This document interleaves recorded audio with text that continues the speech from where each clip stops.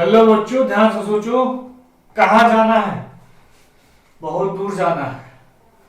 उस दूर जो दुनिया है, उस दिन दुनिया में पहुंचने के लिए एक बहुत ही अनमोल रत्न कह सकते हैं, उसकी जरूरत पड़ेगी। वो अनमोल रत्न है शिक्षा।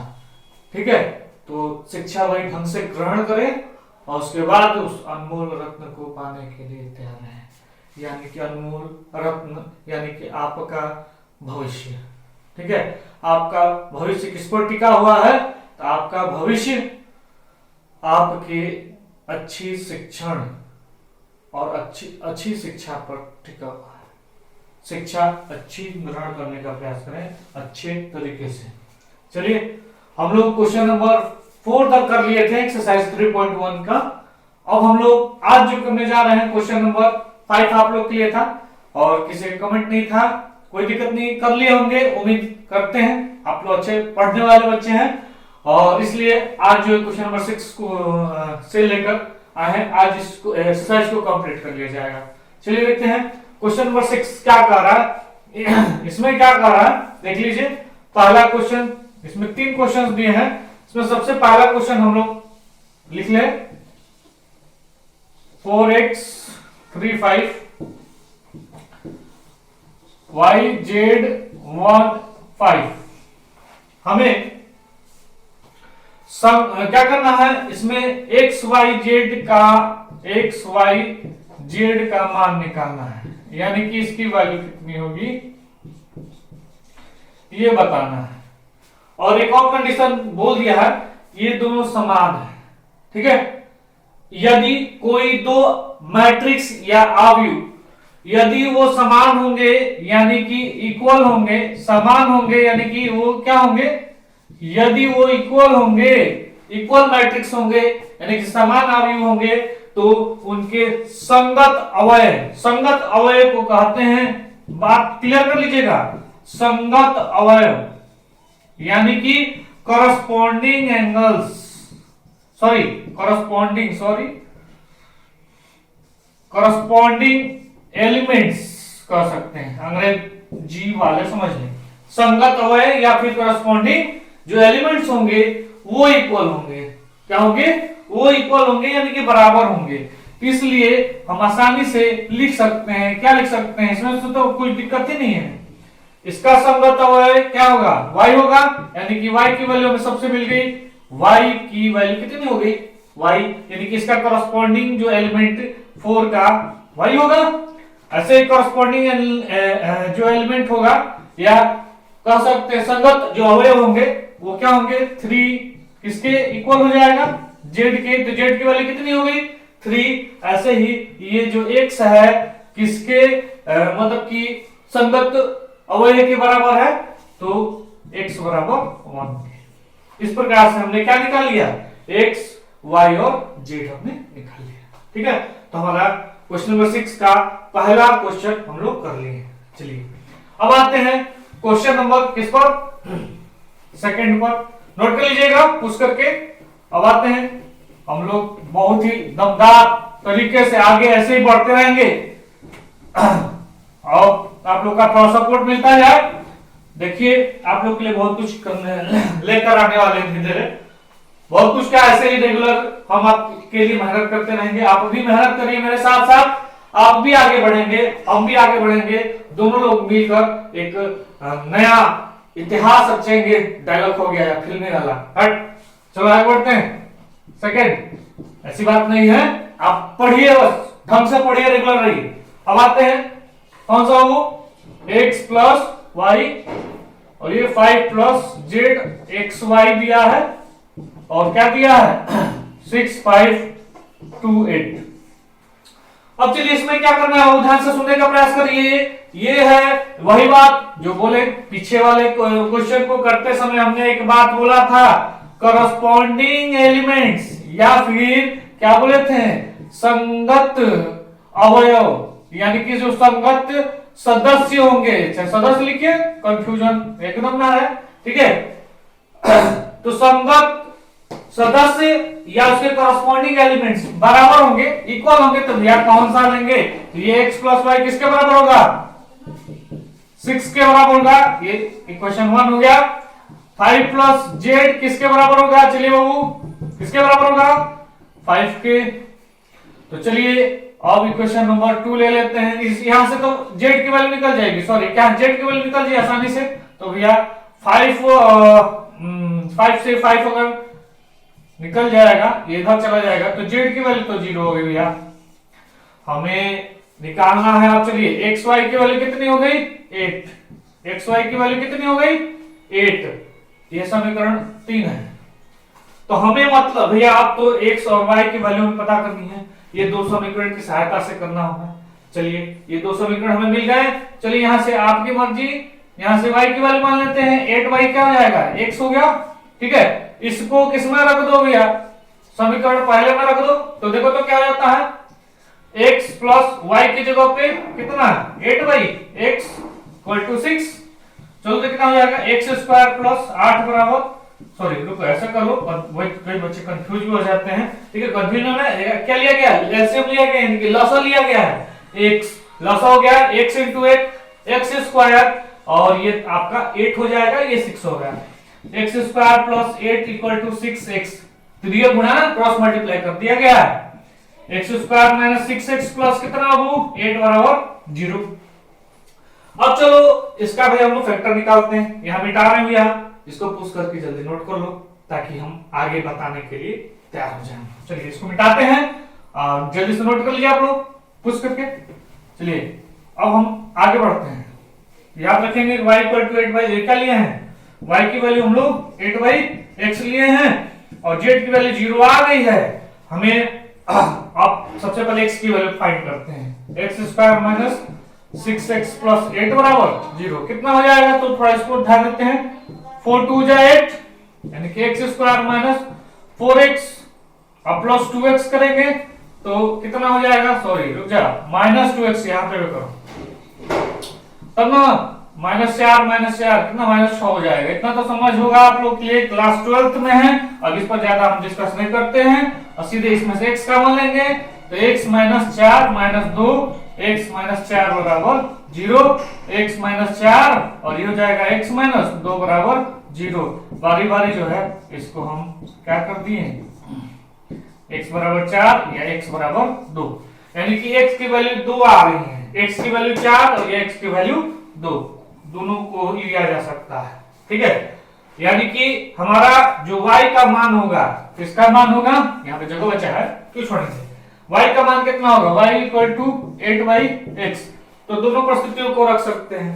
यदि हम x की वैल्यू 4 रखते हैं, यदि हम x की वैल्यू 4 रखेंगे तो y की वैल्यू कितनी आ जाएगी? 2 आ जाएगी।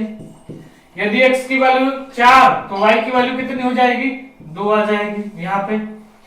यदि x की वैल्यू 2 रखते हैं, x की वैल्यू क्या रखेंगे? 2 रखेंगे, सॉरी यहाँ पे 8 है ना, 2 रखेंगे तो 4 आ जाएगा, ठीक। तो इस तरीके से यहाँ पे y की वैल्यू कितनी हो जाएगी? 4 हो जाएगी, ठीक है। तो x की वैल्यू आप इन दोनों में से किसी को रख सकते हैं। बात समझ में आई? चलिए ठीक है। एक्स वाई की वैल्यू इस तरीके से हम लोग क्या निकालिए? एक्स वाई जेड की वैल्यू निकालिए। चलिए दिखा दें, कहेंगे सर क्या झूठ बोल रहे हैं आप। चलिए देखिए यहाँ पे एक्स का मान रखो बाबू 4, वाई का मान रखो 4 2 6, देखो ये भी 6 हो गया और ये भी 6 हो गया, कोई दिक्कत नहीं। चाहे एक्स की वैल्यू 2 रखो, वाई की वैल्यू 4 रखो, तभी पर 6 हो गया, ठीक है। तो ये दोनों वैल्यू सेटिस्फाई करेंगे। ये दोनों वैल्यूज, ये दोनों एक्स वाई का मान क्या करेगा? संतुष्ट करेगा। ये जो आपका समान वही बोल दिया था, इस एक्स वाई की जो भी वैल्यू निकालेंगे ये संतुष्ट करेगा। चलो एक और आपको दिखा दे, इसका वैल्यू देख लो एक्स और वाई। एक्स का मान 4 रखो, वाई का मान 2 रखो, 4 2 नहीं 8, 8 है कि नहीं है? यहाँ पे भी x का 2 रखो, y का 4 रखो, फिर भी 8 आएगा। यानी कि ये जो आंसर आया है हमारा x की वैल्यू 4 होगा तो y की वैल्यू 2 होगी, x की वैल्यू 2 होगा तो y की वैल्यू 4 होगी, और z की वैल्यू कितनी है? 0। चलो z की वैल्यू 0 रखो तो 5 आ जाएगा कि नहीं आ जाएगा? बिल्कुल आ जाएगा। इस तरीके से हम लोग इस क्वेश्चन को भी कर लिए, ठीक है। चलिए अब नेक्स्ट क्वेश्चन की तरफ आगे बढ़ते हैं, और हमारा क्वेश्चन नंबर 3 है। क्वेश्चन नंबर 6 का सब क्वेश्चन हम लोग का क्वेश्चन नंबर 3, प्रश्न नंबर 3। अब उसको आगे बढ़ाते हैं हम लोग। जुड़े रहें और पूछ करके भाई नोट करते रहिए, ये आपका काम है, ठीक है। और कोई भी आपको डाउट हो तो भाई कमेंट बॉक्स में डाल सकते हैं और आपका डाउट दूर करने का पूरी तरह से प्रयास करेंगे। अब आते हैं कौन सा हो, थर्ड नंबर क्वेश्चन, तीसरा क्वेश्चन क्या है चलिए देखते हैं। x plus Y plus Z, X plus Z Y plus Z, 9, 5 और 7। चलिए भैया, संगत अवयव, संगत सदस्य, संगत प्रविष्टियां, कोई भी नाम ले लीजिए। इंग्लिश वाले क्या कर सकते हैं, करस्पॉन्डिंग एलिमेंट्स इक्वल होंगे, ठीक है। इन दोनों का एक कंडीशन और भी याद रखिएगा भैया, कितने ऑर्डर का है ये भी मायने रखता है। 3/1 का है और ये कितने का है, ये भी 3/1 का है, यानी कि दोनों जो है क्या होंगे, सेम होंगे, एक ही ऑर्डर के हैं। ये भी कंडीशन है, याद रखिएगा। एक ही ऑर्डर के होंगे तभी वो समान हो सकते हैं, तो नहीं। चलिए आगे देखते हैं। x plus Y plus Z equal to 9, पहला समीकरण। x plus Z equal to 5, दूसरा समीकरण। y plus Z equal to 7, तीसरा समीकरण। बना लीजिए, आसान होता है बहुत। अब चलिए बारी बारी हम लोग प्रयोग कर सकते हैं। चलिए चलिए y प्लस जेड वाले को लेते हैं, सबसे पहले इसको ले लेते हैं और इसको इसमें रख देते हैं। अब चलिए y प्लस जेड की जगह पे क्या रख दें बताइए, 7। समझ में आ रही बात, तो क्या हो जाएगा, x प्लस 7 हो जाएगा इक्वल टू कितना, 9। x की वैल्यू कितनी हो गई बाबू, 9 माइनस 7, 2। x की वैल्यू कितनी हो गई, 2। लिख लो भैया इधर, x की वैल्यू कितनी हो गई, 2। नोट करके और पूछ करके नोट कर लीजिएगा। फिर अब दूसरे की तरफ हम चलते हैं, यही को सारा बता दें ताकि आसानी से समझ में आने लगे। चलिए ध्यान से समझते हैं आगे। अगला क्या है, अब इसकी वैल्यू निकालते हैं, x प्लस जेड की। चलिए x प्लस जेड को एक साथ ले लेते हैं और y को बाहर कर दे भैया। x प्लस जेड की जगह पे कितना, 5 हो जाएगा। 9, y की वैल्यू 9 माइनस 5 कितना हो जाएगा, वो 4, यानी कि y का मान कितना हो, वो 4 आ गया। चलिए अब z का मान कैसे निकालेंगे, निकाल सकते हैं, किसी में भी रख दीजिए दोनों इक्वेशन में से, क्योंकि x y का तो वैल्यू निकाल चुके हैं, आप इसको पुश करके नोट कर लीजिएगा। चलिए अब आते हैं, x और y निकल चुका है, चलिए हम इसी में रख देते हैं और z की वैल्यू हम निकाल लेते हैं, ठीक है। चलिए इसको लेकर आइए यहाँ पे, y का मान रख दीजिए, 4 हुआ, ये रहा आपका पास z और ये 7। z इक्वल टू 7 माइनस 4 कितना हो जाएगा, वो 3, यानी कि z की वैल्यू कितनी आ गई, z की वैल्यू इतना तीर खींच दिया गया, मिटाओ पहले भाई। z इक्वल टू कितना, 3, ये रहा हमारा x y z का वैल्यू जी। अब चलिए भाई और रख लीजिए, देखिए तो 4 2 8, 4 2 8 होता है, बट 4 2 6 3 9 आ गया कि नहीं आ गया।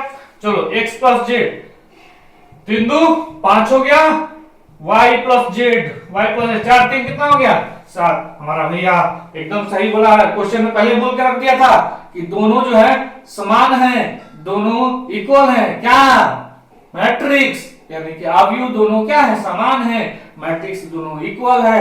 अब एक्स वाई जेड की वैल्यू निकाल के दिखा दे कि कैसे इक्वल है। बात समझ में आ गया होगा आप लोग को, कोई बात नहीं है।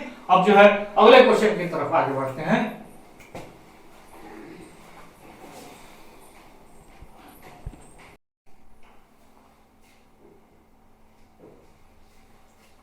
चलिए हम लोग अगले क्वेश्चन की तरफ आगे बढ़ते हैं। क्वेश्चन नंबर 6 कर चुके बहुत अच्छे से। क्वेश्चन नंबर 7 की तरफ आगे बढ़ते हैं। क्वेश्चन नंबर 7 क्या है, 7वां क्या है, ये भी वैसे ही दिया है भैया। कह रहा है कि आप क्या किसका मान निकालने के लिए कह रहा है, तो एबीसीडी का इसमें मान निकालने के लिए कह रहा है, ठीक है। और कहा गया कि दोनों जो है ये जो अवयव है मैट्रिक्स हैं दोनों बराबर हैं, दोनों इक्वल है, दोनों समान है। तो चलिए a माइनस बी, तो इसलिए इनकी प्रविष्टियां यानी कि इनके जो एलिमेंट्स होंगे या फिर सदस्य होंगे चाहे अवयव होंगे, इनके क्या हो जाएंगे, संगत वाले बराबर हो जाएंगे। a माइनस बी कितना, -1, चलिए तो a माइनस बी माइनस 1 हो गया।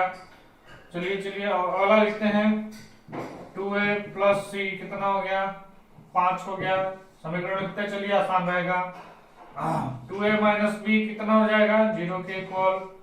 ठीक, अब बताइए 3c प्लस डी किसके इक्वल 13 के इक्वल 13 के इक्वल। चलिए अब किसी को सबका एक दूसरे का प्रयोग करके हम लोग ए बी सी डी का मान निकालते हैं। चलिए सबसे पहली बात, ये हमारा वर्क प्लेस होगा, काम करने का। चलिए देखते हैं क्या होगा यहाँ पे, ध्यान से देखें। a माइनस बी इधर करते हैं ताकि आसानी से समझ में आएगा। चलिए a माइनस बी, चलिए a की वैल्यू हम लोग -1 प्लस बी रख दें।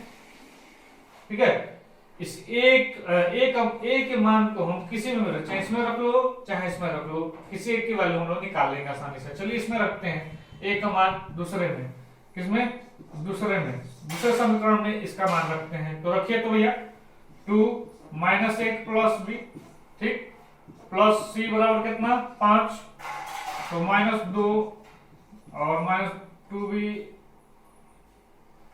चलिए प्लस सी। चलिए किसका a बराबर हम लोग किसमें, सॉरी इसको इसमें रखने से कोई फायदा नहीं होने वाला है। ठीक है, क्योंकि ऐसा रखें जिसमें a और b हो, तो हम लोग इसमें रखें तो हमारा काम आसानी से होगा। क्योंकि एक चर राशि में आ जाएंगे, एक राशि में हो जाएंगे, यानी कि एक वेरिएबल में आ जाएंगे, तो भैया 2 नहीं, किसमें रखना होगा 3 में रखो। चलो 2 a का मान कितना हो गया -1 प्लस b, ठीक है, और ये माइनस b, हाँ एकदम सही है जी। चलिए देखते हैं -2 plus 2b -b equal to 0।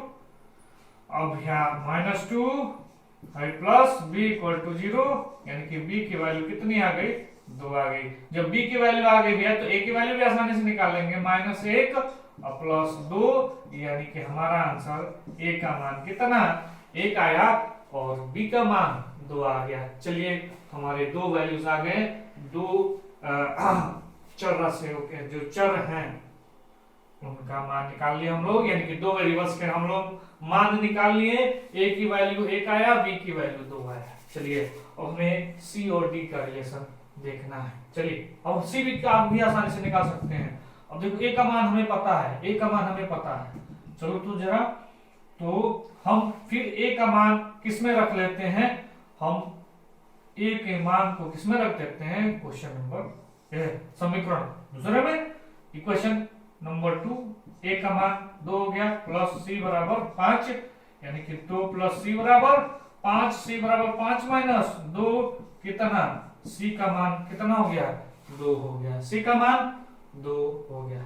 चलिए एक और जगह मिटाने वाला काम करते हैं इस बार।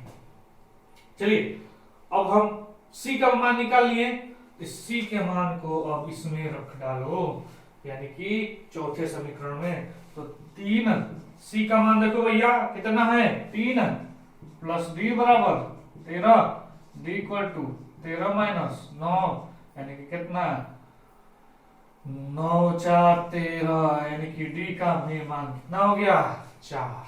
ठीक है, इस तरीके से हमने ABCD का मान निकाल लिया। ठीक, चलिए अब जो है पूछ करके और नोट कर लीजिए। ठीक है, समझ में आएगा उम्मीद है। चलिए आगे बढ़ते हैं, बहुत धीरे धीरे बता रहे हैं, आसानी से समझ में आएगा, कोई बड़ी बात नहीं है।